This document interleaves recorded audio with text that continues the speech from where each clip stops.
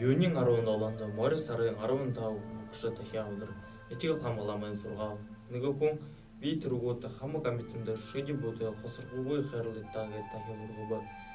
Этикл хамгаалам энэ үргийн сэтгэлээр өрхөр таны дахиалга ажилтад доор гэж айлдалаа.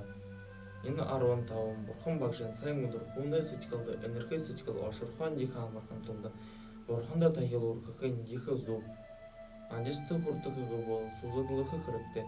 Сүсэг үгээ бол бараг аминдарлах хэрэг бага мөн.